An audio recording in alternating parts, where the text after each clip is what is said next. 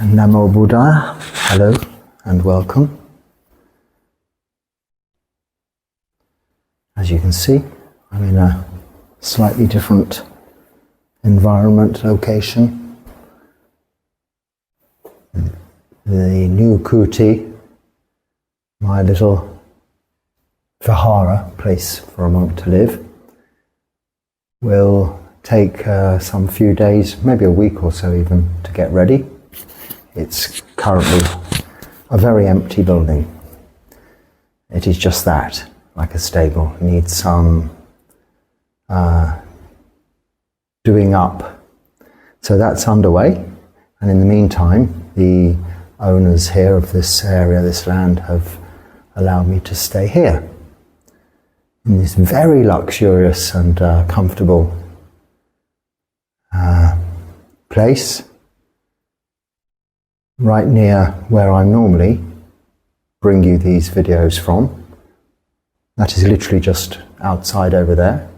But now I can come in here and talk to you from the peace and quiet and shelter of this room. As you can probably hear, the absence of traffic and buses, hustle and bustle, peace, calm and tranquility. This that we're trying to develop in our minds. Something I referred to recently as BHAVANA. BHAVANA is the Pali word for,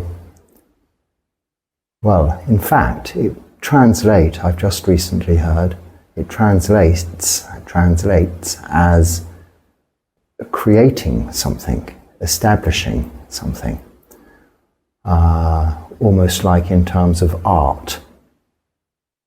But we normally translate it and understand it to mean meditation. And we have forms of bhavana. The one you may have heard of mostly is metta bhavana. Metta is Pali for loving kindness, and it is a quality we develop in ourselves, one of the 4 Brahma Viharas. This is questions and answers today that I'm going to be going through, and 2 of those comments that I've received are, firstly, I think one was, what is the meaning of bhavana? So that is the meaning of bhavana, and metta bhavana is where we develop this quality, so we create this quality of loving kindness within ourselves through the practice of, whilst in meditation, sitting and reflecting on those near to us and dear to us. It can be seen sometimes as transmitting, sending out loving kindness. But I more prefer to think of it as developing the quality within that everyone else can experience around you.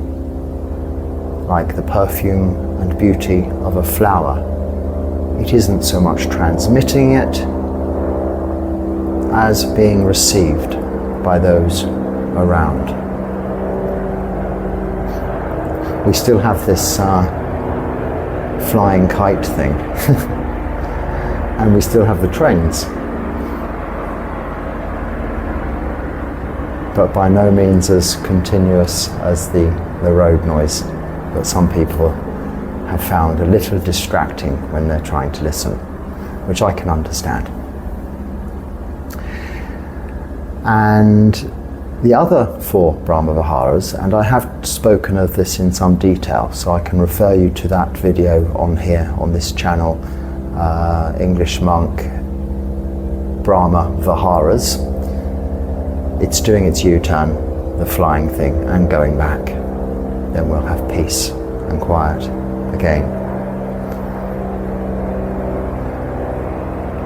The next question was, as well as a long comment, was do you have any thoughts or advice for someone who lacks empathy? And then you've given me a big description as to how that is very difficult or you feel it's not appropriate as a Buddhist. You're seeing that in Buddhism there's an emphasis on having love and compassion for others, but truthfully you're very disconnected. You have no empathy. Now empathy, forgive me if you already know this, but empathy is different from sympathy. Empathy means you have a feeling, a deep understanding of other people's feelings, whether they are good or bad.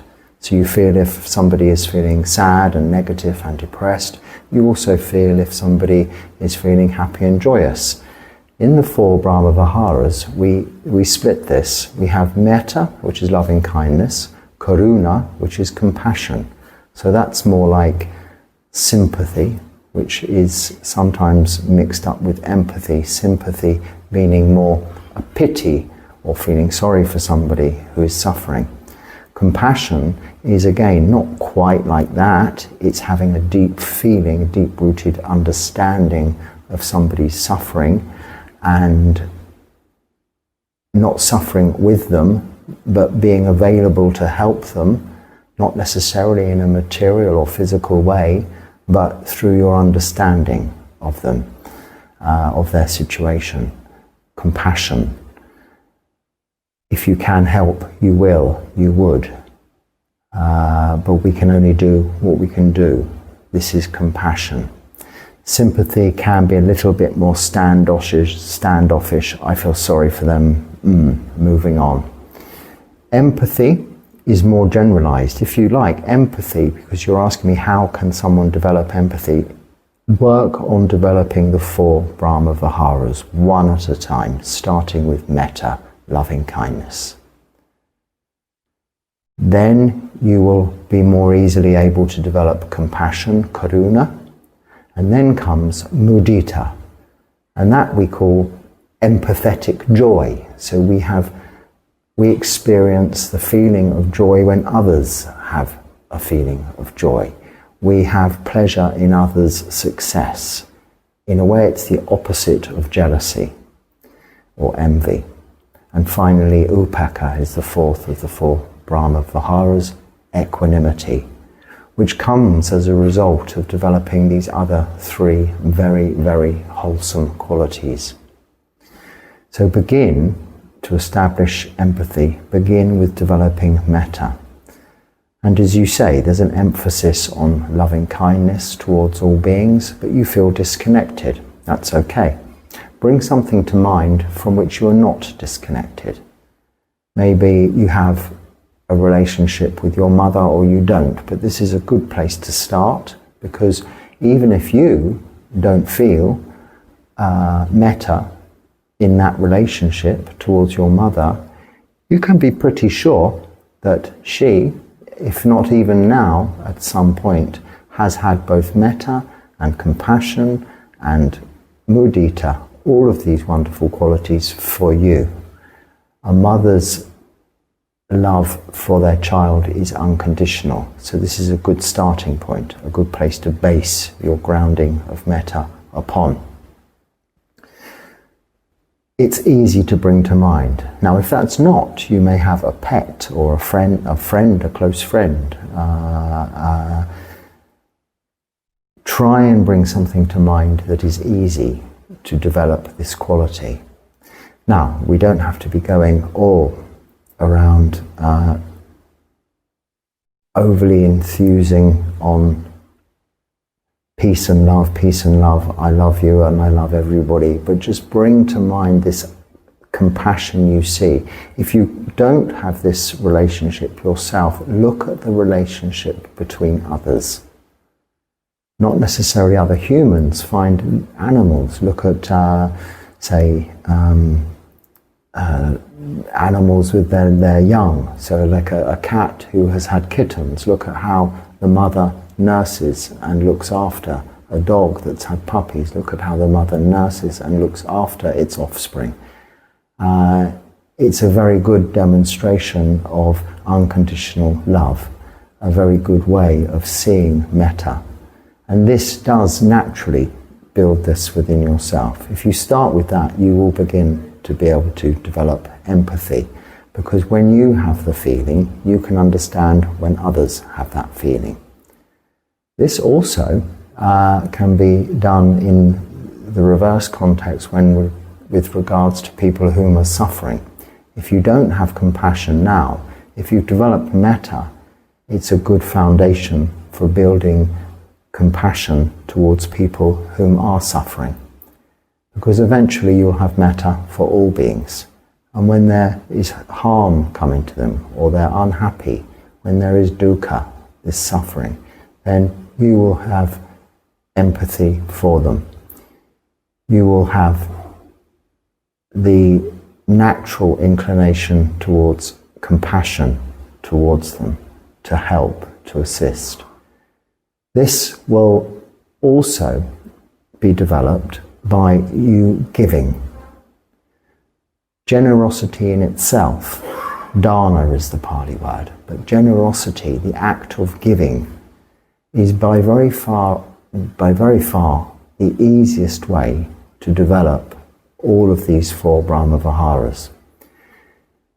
Not because of the act in itself, although that is very meritorious and good, you will feel good as a result of giving.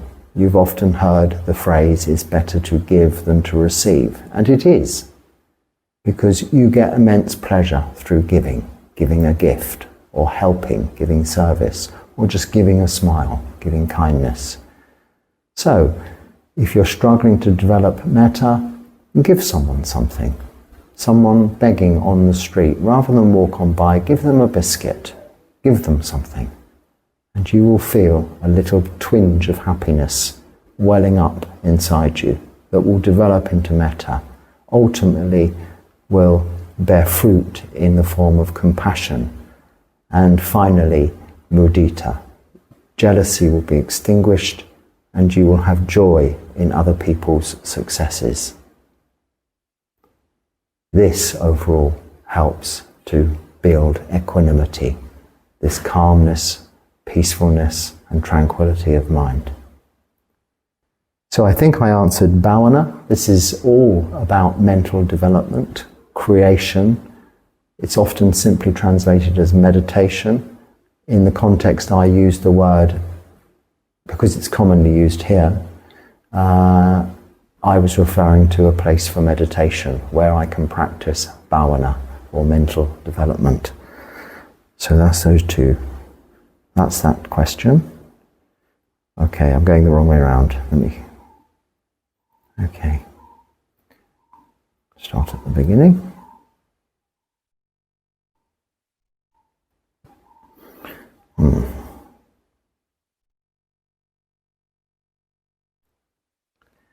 Okay.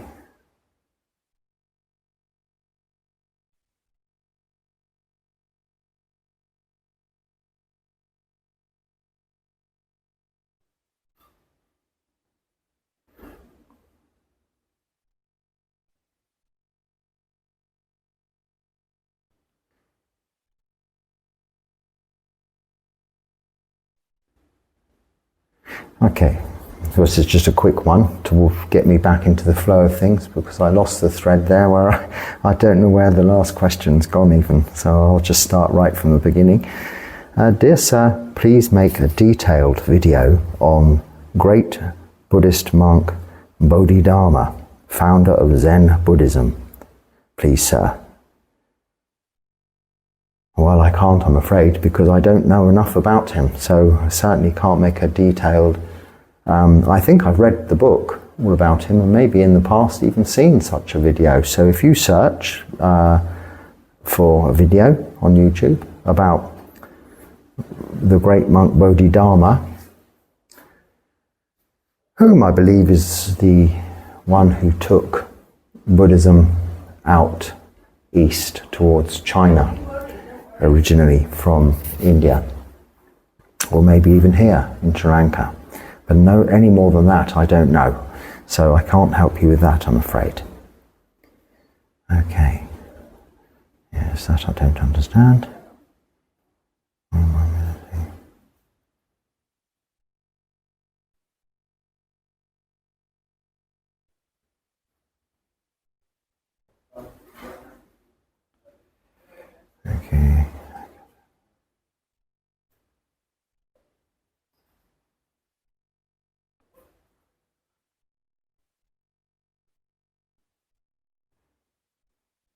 Really just looking for a question.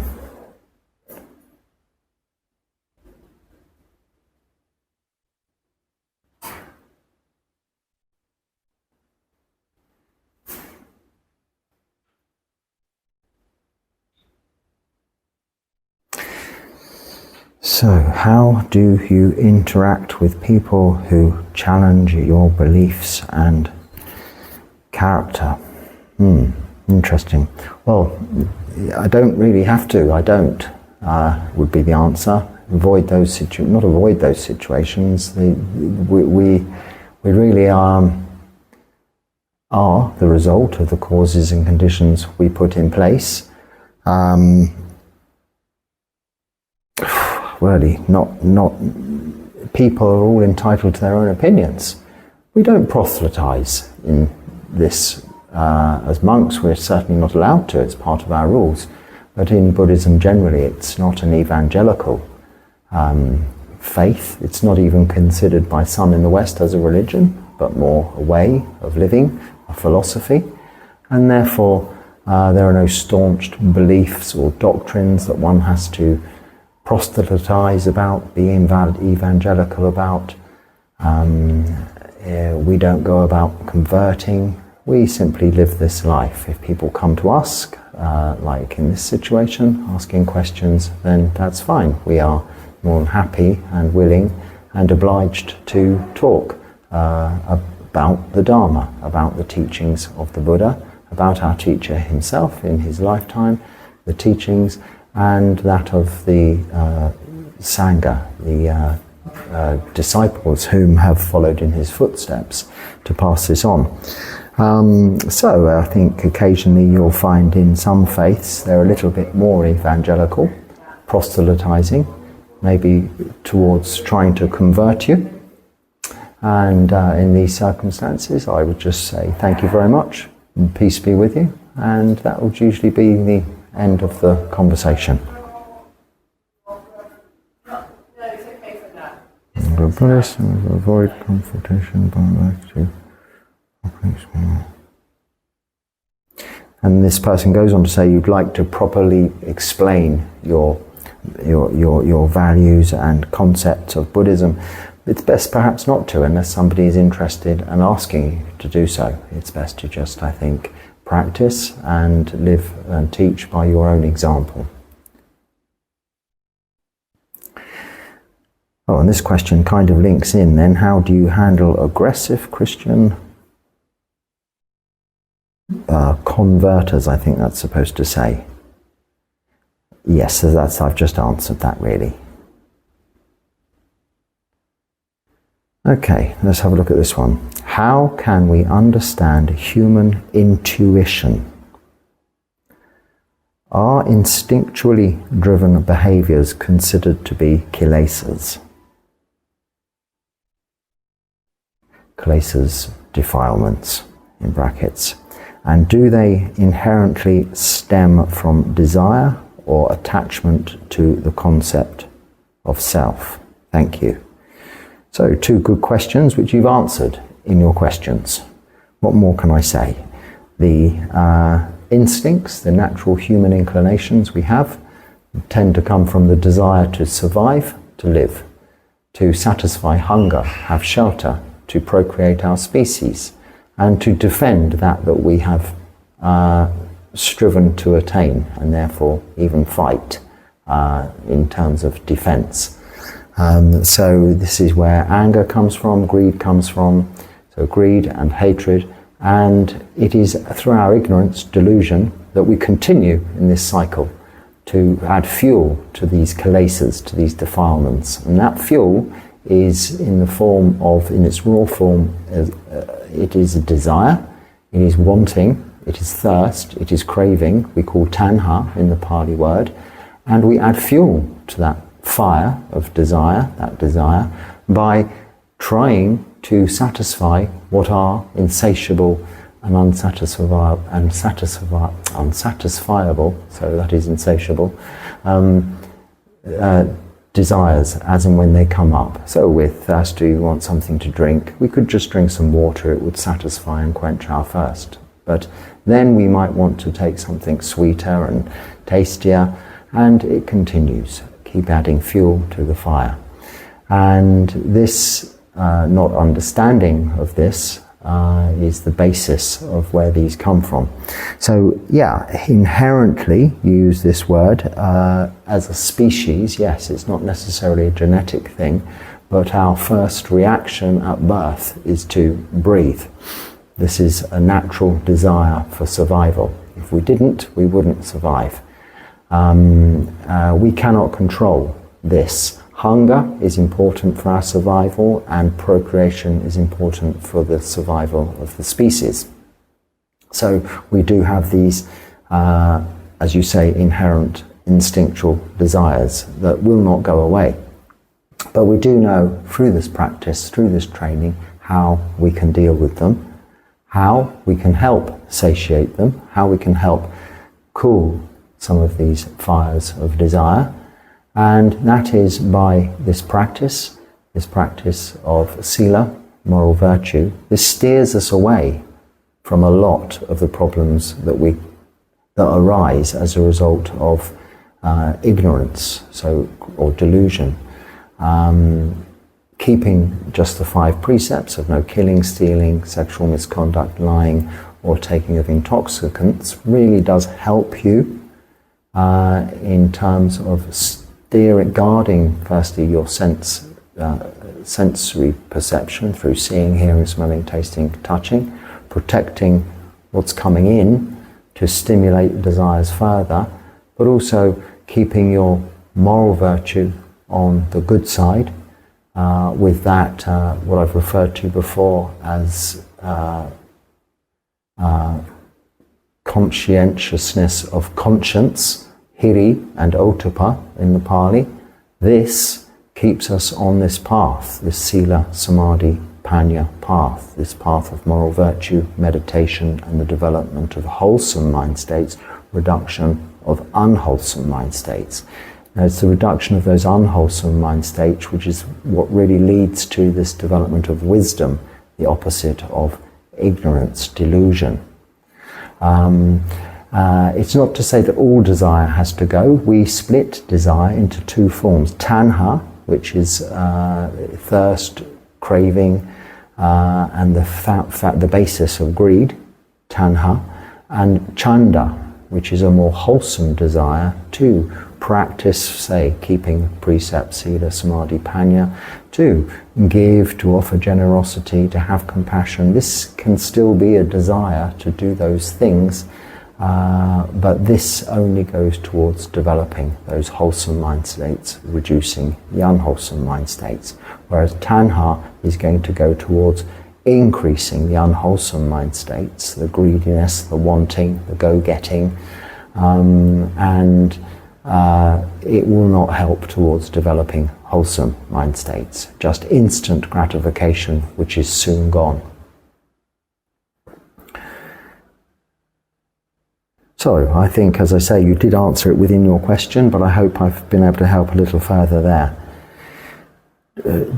Do you know Rajaratna Ambedkar? Well, I don't obviously know him personally, but I mean, I know of Dr.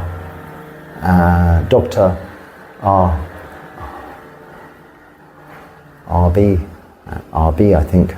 R must be stands for this name, Rajaratna. R.B. Ambedkar, because there are many in India. Most of the Buddhists in India, overall in India, are what we call Ambedkarites. They're of the Ambedkar school of Buddhism. It's not really a traditional school of Buddhism, but it's a huge number of converts to Buddhism, now 3rd or 4th even generation. So not newly converted, but a huge and very strong, faithful, devoted,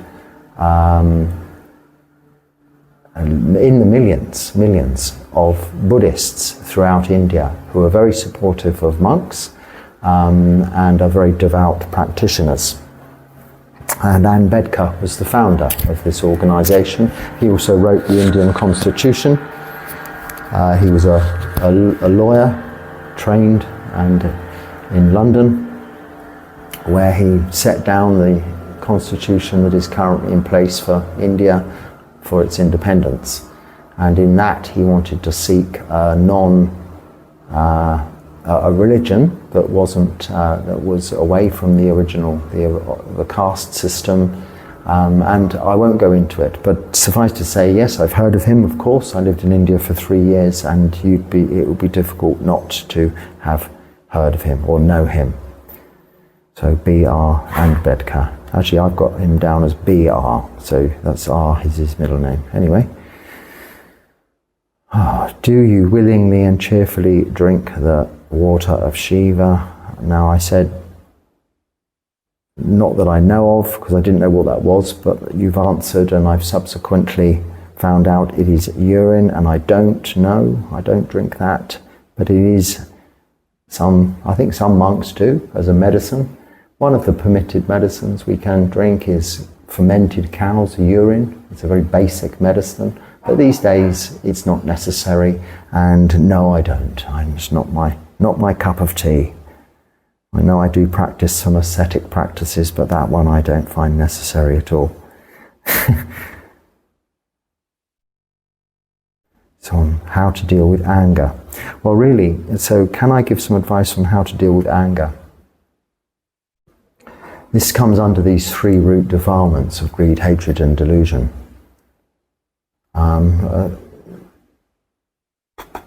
The Pali's gone from my mind. My mind's gone blank on those, but I'm sure you already know. This 4 Brahma Viharas and the development of those is the best way, piece by piece, one by one, starting with metta bhavana, practicing metta, but also beginning with generosity, giving, donating to good causes, and as I say, just give a biscuit to someone homeless on the street, or smile at somebody. These acts of generosity really are the antidote, the counter, the opposition to the feelings of anger. It's very hard to feel angry when you're really feeling loving kindness for any being. Anger will always take a back seat. So bring these thoughts of loving kindness to mind. Also, try and break things up. Make a pause if it's possible. You can just, before reacting, most anger comes out firstly in speech, and it's very difficult to control. Right speech is a very big part of the Noble Eightfold Path. After right view, right intention, right speech. And it covers so many things, and I've spoken at length about it before. But in terms, and there's another comment coming up with regards to right speech also, I think. But with regards to that, this is where anger firstly can come out without you being able to hold it back. So with practice, with training, and it does take a long time, and I find it difficult not to say something, to say something perhaps that's not quite as you meant to say it, or would have said it if you'd had a little time to think about it first. And you just need that little time, that little break. So if you can build into your life a technique of, before you answer, before you speak, just breathing in once, only that is enough, and noticing that inhalation, this will help. This will help to remind you to come back to this present moment, here and now, into the body, where you'll notice the anger building up behind what it is you're about to say. And just that, maybe note it, maybe say to yourself, oh, anger, as a feeling, as an emotion. Noting it to yourself will be just enough, even if it's as microseconds we're talking about, just enough to give you a chance to hold back a little on what you're about to say. And then this goes on to any other forms of anger that may manifest.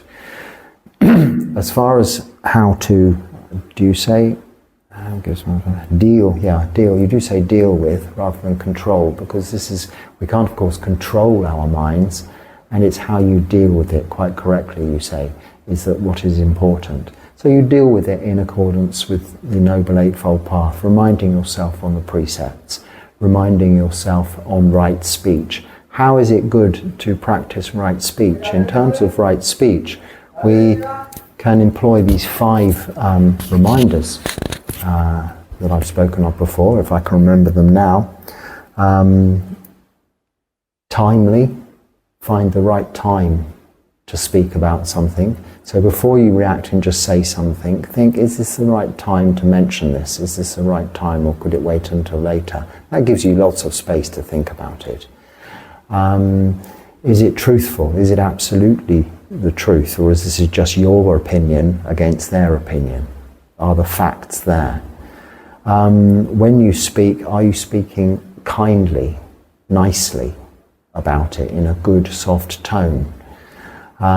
Fourthly, is it useful to them for you to explain this? It may be that you have a very strong opinion, they have a very strong opinion, and it really won't be useful you explaining your side, your view.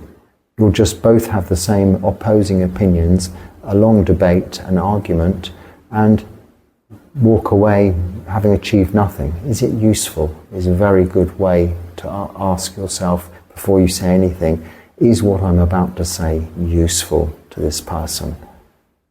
And then replace what you're about to say with just thoughts of loving kindness, metta, compassion, karuna, mudita, joy for whatever it is they're getting fun from, if that's what they need, what they want, and it's doing no others any harm. And this is giving you, this is how equanimity, upekkha, links into those Brahma Viharas. By you seeing those 3, rather than reacting in speech, you are exhibiting equanimity by not saying what you might have said otherwise, not reacting as you might have otherwise, but by simply saying, okay, I'm walking away, having taken a breath, with a good feeling of loving kindness. So that's what I would suggest. If it's a continuous annoyance, then try and avoid the situations. If you can't, then just again bring to mind this person, this individual, this being also has a mother whom has unconditional love for this being, whatever they do. And you wouldn't want to hurt their mother, so don't hurt them by body, speech, or mind, how you think, because that's only hurting you. If you are angry, if you do hurt someone else, it hurts you more than them. Can you send me the book Dhammapada? Unfortunately, I'm not able to send any books. I can tell you, if you Google it online, you'll find various versions. My version, I don't think, has an online. Yes, it does, actually. I use the founder of the Mahabodhi Society where I ordained in India, the founder of Mahabodhi Society Bangalore,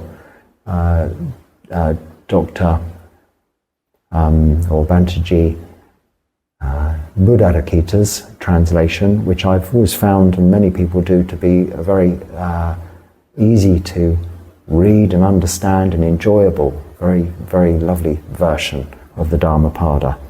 So you Google that, you'll find it. That comes up among the main translations. What type of meditation are you going to do overnight? So I answered to that a little facetiously, Sama Samadhi, which means in the Noble Eightfold Path, right Samadhi. You see, I don't practice particularly you'll hear these days there's BHAVANA, which is metta meditation. There's vipassana, which isn't really a meditation, it's a quality we develop through meditation. It means seeing clearly. And some people say there's samadhi and there's vipassana. Well, really, it's 2 sides of the same coin, or 2 sides of the same hand. You have to be able to see clearly, to be able to view the characteristics of existence, but you can only really develop that quality of vipassana by being able to keep your conscious awareness on one meditation object. And that is often in Theravada Buddhism, is often anapanasati, watching the breath. But myself, I don't have to go through a whole routine and list of warm-up like a guided meditation for myself. I can, fortunately, because I'm meditating all of the time, a good part of my day, sit and enjoy samadhi, which I like to think is right samadhi, whether it be all overnight or during the day or at any time, standing at the stop waiting for a bus. This is my practice, but it's not everybody's way of practicing. You may have to introduce yourself to the meditation by various training methods. But usually monks who've been practicing meditation for a long time just sit and go into samadhi. Just that. So Sama Samadhi is what I'll be practicing or did practice overnight on the Uposatha. Not in the location I'd intended to, but from now on I will be able to. On the beach under the moon. This is very private here. Some comings and goings, but nothing much at all. Okay, this is a very long one.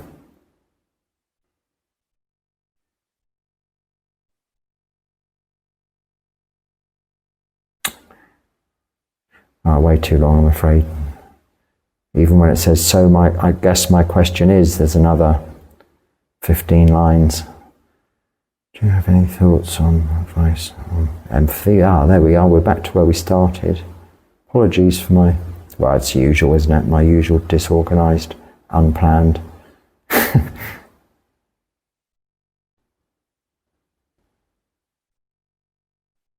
There's a question mark. Okay, right.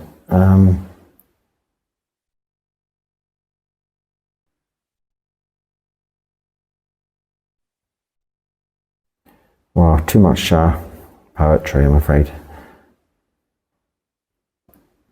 Someone's confused. A monk on social media, question mark, question mark, question mark, question mark. I'm confused. You see, I'm not on any social media. This is, you then say, YouTube is social media. Yes, I guess it is, but that's it. I'm not even on the phone. You can't phone me. I won't go into that one again anyway. Someone has to drive like an hour to find a Buddhist monk, and I live in an area that has a lot of Buddhism. An hour is not very far. I used to have to drive at least an hour to find a Buddhist monk, and I was very, very fortunate to be that close. Most people have to go a lot further than that. In India, you might have to travel for most of the day. And that's in India, where Buddhism comes from. It depends where you live, of course. It's a very big country.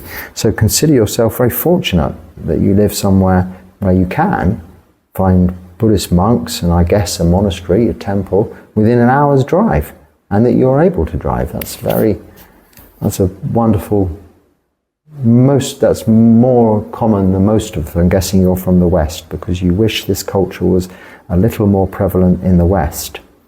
I have to drive like an hour to find a Buddhist monk, and I live in an area that has a lot of Buddhists. So I ask you where you are, but because that would be interesting. But if you have Buddhist monks within an hour's drive, that's good. And if also you have many other Buddhists in your local area, then just form a group. Get together with them as Kalyana Mitta, meet up, practice meditation together, discuss the Dharma, and maybe all get in the same car, not all of you, but a few of you, to share the expense, and go to the monastery. Give them some food, go and listen to the Dharma, practice meditation for a day. It's an hour every day of the week, after work, before I gave up work, before I started practicing 100% of the time, or most of the time, whilst I was working full time. Every day after work, I'd work 12 hours, and then I'd drive an hour to my monastery, spend probably just an hour there, and then drive an hour back. Well, it's maybe 40, 50 minutes back. So 3 hours of my evening, after a 12-hour working day, I would spend in the monastery, and then driving back. On the way there, I'd listen to a Dharma talk, and on the way back, I'd listen to probably a Dharma talk. And there I'd just sit and meditate, usually. This was during the week. And then I worked 6 days a week. On Sunday, early in the morning, I'd drive to the monastery, I'd spend all day there, come back late in the evening, or at 9 p.m. when they closed. I did this for probably a year, 18 months, and fortunately the firm I was working for was kind of paying for the petrol, or I could afford when I was working to pay for the petrol. It wasn't too bad then, so I had that blessing. If you've got that opportunity, that is what you do. What do you mean by mental development? I hear about metta bhavana. Yes, I've explained that. Good, thank you.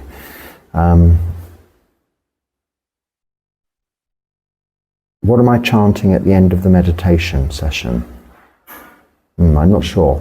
Probably Bhavatu Sabha Mangalam Ragantu Sabha Devata Sabha Buddha Nupavena Sabha Dhamma Nupavena Sabha Sangha Nupavena Sada Soti Bhavantu Te. And what does it mean? It means may all your blessings come true by the blessings of the Buddha, the Dharma and the Sangha,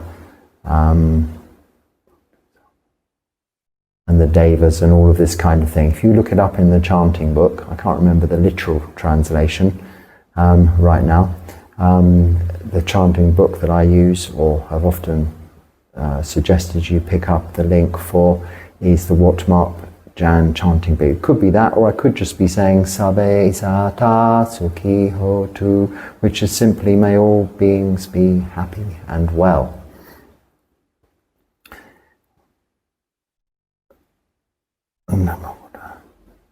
I do have my new glasses, but I left them over there. I'll need to put them on for the next questions and answers, because I can't really read these big long ones. Can I get the details to visit the Vihara? Someone wanting to get the details of a place I was at. The Vihara and Buddha statue. Okay. He was referring to a video. I was in Pondicherry in India. So I've told you that. Sorry about that. That was not a very useful question for you. Yes, that I don't. Well, I'll read it and it's out of the way. To give up everything. Travel to a different country, become an English Buddhist monk, and then record speeches out in the middle of nowhere is religious extremism. Is it? It's really, I suppose to me it's quite normal, and I could see that, I don't know about religious extremism, it could be considered as maybe odd behaviour to some Westerners. Probably my mother or my sister might think I'm odd, but they're used to it. But then you go on to say this is an attack on Islam, and this is part of why the Middle East is so on guard. So I really don't understand that, what that's about, and this is in response to that earlier question, what do you do about those kinds of questions? I'd say, well, by all means explain, because I don't really understand what you're asking or what the point of the comment is. But whatever your feelings, whatever it is, peace be with you, and thank you for watching. So there. So on that note, I think for now, I'll leave the longer questions until I've been able to read through them properly and find the question in the essay. Because if I read the long questions, some of it is not going to be that useful. The question is often a very good question, but hidden amongst a lot of context, which might help explain it to me. But if I haven't had the opportunity to study it and find and pull out the question first, which I don't have the time to do, so bear that in mind when writing these, then it's not useful to you for me to badly, because I'm not very good at reading these things out, badly read them out. So I'll come back to those a little bit later. In the meantime, thank you for watching. I hope there's something useful there. If there is, please use it. And if there's not, then just let it go and be happy. Stay well. Sukhi Hotu.